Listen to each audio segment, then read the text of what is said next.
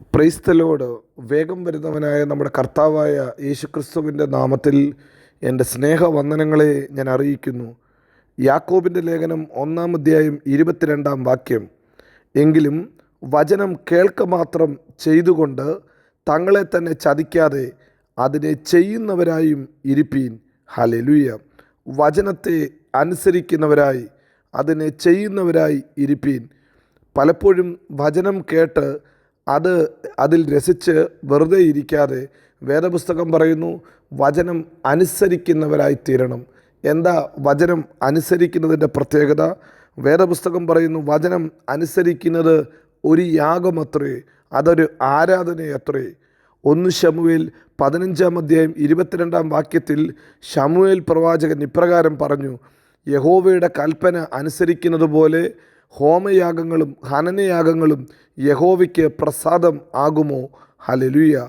ഇതാ അനുസരിക്കുന്നത് യാഗത്തെക്കാളും ശ്രദ്ധിക്കുന്നത് മുട്ടാടുകളുടെ മേധസ്സിനേക്കാളും നല്ലത്. ദൈവത്തെ അനുസരിക്കുന്നത് ഒരു യാഗമത്രേ.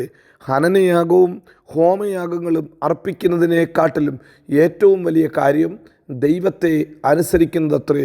ദൈവത്തിൻ്റെ കൽപ്പനകളെ നാം അനുസരിക്കുമ്പോൾ ഹല്ലേലൂയ അതൊരു യാഗമായി തീരും. പിതാവായ ദൈവത്തിന് അനുസരണമുള്ളവനായി യേശു കർത്താവ് തീർന്നു. ഫിലിപ്പി ലേഖനം 2-ാം അധ്യായത്തിൽ നാം അത് വായിക്കുന്നു. യേശു കർത്താവ് ഹല്ലേലൂയ ക്രൂശിലെ മരണത്തോളം അനുസരണമുള്ളവനായി തീർന്നു. ഏറ്റവും വലിയൊരു യാഗമത്രേ അനുസരണം. അതിന് വില കൊടുക്കേണ്ടി വരും നിശ്ചയമായി. ഹല്ലേലൂയ സമൂഹത്തിൻ്റെ നടുവിൽ, ജനത്തിൻ്റെ നടുവിൽ കർത്താവിനെ ഉയർത്തുമ്പോൾ, കർത്താവിനെ അനുസരിക്കുമ്പോൾ അതിനൊരു വില കൊടുക്കണം. ഹല്ലേലൂയ. ദൈവത്തെ ആരാധിക്കുന്നതിന് തുല്യമാ, ദൈവത്തെ സ്തുതിക്കുന്നതിന് തുല്യമാ കർത്താവിൻ്റെ കൽപ്പനകൾ, കേട്ട വചനങ്ങൾ നാം അനുസരിക്കുന്നത്. അല്ലെങ്കിൽ ഇതാ അപ്പോസ്തലനായ യാക്കോബ് പറയുന്നു, നമ്മൾ വചനം കേട്ടുകൊണ്ട് നമ്മെ തന്നെ ചതിക്കുന്നവരായിത്തീരും, വചനത്തെ വഞ്ചിക്കുന്നവരായിത്തീരും. കേട്ട വചനത്തെ ബഹുമാനത്തോടെ അനുസരിപ്പാൻ നാം തയ്യാറാകണം. നാം കേൾക്കുന്ന വചനം ജീവിതത്തിൽ പ്രായോഗിക തലത്തിൽ കൊണ്ടുവരുമ്പോൾ അത് ജീവിതത്തിൽ ഏറ്റവും അനുഗ്രഹത്തിനായി കാരണമായി തരും. ഒന്ന്, ദൈവത്തിൻ്റെ വചനം അനുസരിക്കുമ്പോൾ അത് ദൈവത്തെ ആരാധിക്കുന്നതിന് തുല്യമാണ്. വീണ്ടും തിരുവചനത്തിൽ വായിക്കുമ്പോൾ ദൈവത്തിൻ്റെ വചനം അനുസരിക്കുന്നവരാ സ്വർഗരാജ്യത്തിൽ കടക്കുന്നത്. മത്തായിയുടെ സുവിശേഷം 7-ാം അധ്യായത്തിൻ്റെ 21 മുതലുള്ള വാക്യത്തിൽ യേശു കർത്താവ് പാറമേൽ വീട് പണിതവനെയും മണലിന്മേൽ വീട് പണിത മനുഷ്യനെയും കുറിച്ച് താരതമ്യം ചെയ്തിട്ട് പറയുന്നു, ഇതാ വചനം അനുസരിക്കുന്നവർ പാറമേൽ വീട് പണിത ബുദ്ധിമാനായ മനുഷ്യനോട് തുല്യനത്രേ. കർത്താവിനെ അനുസരിക്കുന്നത് ബുദ്ധിയുള്ളവൻ്റെ ലക്ഷണമാണ്. കർത്താവിൻ്റെ വചനം അനുസരിക്കുമ്പോൾ അവൻ സ്വർഗരാജ്യത്തിൽ കടക്കും. ഏത് പ്രതിസന്ധിയിലും ഏത് പ്രതികൂലത്തിലും അവൻ തകർന്നു പോകത്തില്ല. പ്രിയരെ, കർത്താവിൻ്റെ വചനം കേട്ട് നിങ്ങൾ ബുദ്ധിയോടുകൂടി അനുസരിക്കുമെങ്കിൽ അത് നിങ്ങൾക്ക് നല്ലതത്രേ. അല്ലെങ്കിൽ നിങ്ങളെ തന്നെ നിങ്ങൾ വഞ്ചിക്കും.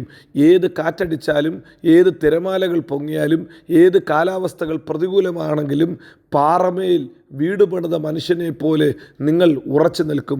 സങ്കീർത്തനക്കാരൻ പറയുന്നു, യഹോവയിൽ ആശ്രയിക്കുന്നവർ എന്നേക്കും കുലുങ്ങാത്ത സിയോൻ പർവ്വതം പോലെ ഉറച്ചു നിൽക്കുന്നു. ഇന്ന് രാവിലെയും നമ്മെ നിൽക്കുമാറാക്കുന്നത് കർത്താവിൻ്റെ വചനത്തിൻ്റെ അനുസരണമത്രേ.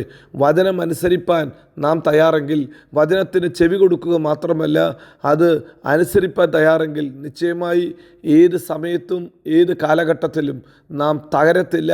നാം ഉറപ്പോടെ ബലത്തോടെ നിൽക്കും. ഹല്ലേലൂയ. വചനം അനുസരിക്കുന്നവരായിരിക്കുക.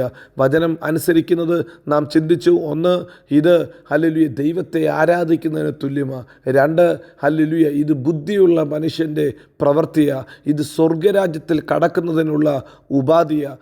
3-ാമത്തെ കാര്യം, വചനം അനുസരിക്കുമ്പോൾ വചനത്തിൻ്റെ നന്മ നമുക്ക് അനുഭവിക്കാൻ സാധിക്കും. കർത്താവിനെ അനുസരിച്ച എല്ലാവർക്കും അനുഗ്രഹം വന്നിട്ടുണ്ട്. ദൈവത്തിൻ്റെ വചനം അനുസരിക്കുന്നവർക്ക് നന്മയുണ്ട്. നിങ്ങൾക്കറിയാം, ഇസഹാക്ക് ദൈവത്തിൻ്റെ വചനത്തെ അനുസരിച്ചു. എല്ലാവരും ഹല്ലേലൂയ ക്ഷാമകാലത്ത് പല മാർഗങ്ങൾ നോക്കിയപ്പോൾ ഇസഹാക്കിനെക്കുറിച്ച് വേദപുസ്തകം പറയുന്നു, ഇസഹാക്ക് ഉണങ്ങിയ ദേശത്ത് പാർത്തു. ആ ദേശത്ത് അവൻ കർത്താവിൻ്റെ വചനത്തിന് അനുസരിച്ച് വിതച്ചു. അവൻ 100 മേനി കൊയ്തു. ദൈവം അവനെ മാനിച്ചു. അവൻ മഹാധനവാനായി തീർന്നില്ല. പുതിയ നിയമത്തിൽ അപ്പസ്തലനായ പത്രോസിൻ്റെ ചരിത്രം നന്നായിട്ടറിയാം. രാത്രി മുഴുവനും അധ്വാനിച്ചിട്ടും ഒന്നും കിട്ടാത്ത പടകിൽ യേശു തമ്പുരാന് ഇടം കൊടുത്തു. യേശു തമ്പുരാൻ ഇടം കൊടുത്തപ്പോൾ യേശു കർത്താവിൻ്റെ വാക്ക് അവൻ കേട്ട് ആ വാക്കിന് അവൻ വലയിറക്കി.